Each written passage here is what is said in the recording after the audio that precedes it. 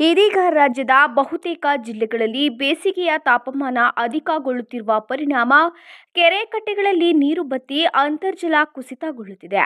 ಇಂತಹ ಸಂಕಷ್ಟದ ಪರಿಸ್ಥಿತಿಯಲ್ಲಿ ಯಾವುದೇ ನೀರಿನ ಮೂಲಗಳನ್ನು ಹೊಂದಿಲ್ಲದ ಅರಕಲಗೂಡು ತಾಲೂಕು ದೊಡ್ಡಮಗ್ಗೆ ಹೋಬಳಿ ದುಮ್ಮಿ ಗ್ರಾಮದ ಸರ್ವೆ ನಂಬರ್ ಕೃಷಿ ಜಮೀನಿನಲ್ಲಿ ದಾಖಲೆ 4 ಇಂಚು ನೀರು ಕೇವಲ 115 ಅಡಿಗೆ ನೀರು ಉಕ್ಕಿ ಜಮೀನು ಮಾಲೀಕ ಸೇರಿದಂತೆ ಇಡೀ ಗ್ರಾಮಸ್ಥರನ್ನು ಬೆರಗುಗೊಳಿಸಿದೆ.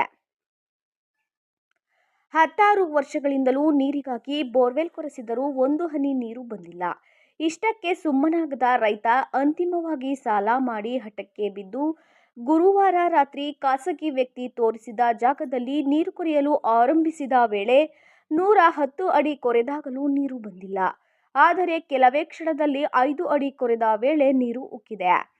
ಒಟ್ಟು 200 ಅಡಿ ಬೋರ್ವೆಲ್ ಕೊರೆಸಿದ್ದು ಮುಗಿಲೆತ್ತರಕ್ಕೆ ನೀರು ಚಿಮ್ಮುವುದು ನಿಲ್ಲಲೇ ಇಲ್ಲ. ಇಷ್ಟಕ್ಕೆ ಸಮಾಧಾನ ಪಟ್ಟು ಸ್ಥಗಿತಗೊಳಿಸಲಾಗಿದೆ. ಇದರಿಂದ ರೈತ ಜಯರಾಮ್ ಖುಷಿಯಾಗಿದ್ದಾನೆ. ಅಂತಿಮವಾಗಿ ಗಂಗೆ ರೈತನಿಗೆ ಒಲಿದಿದ್ದಾಳೆ.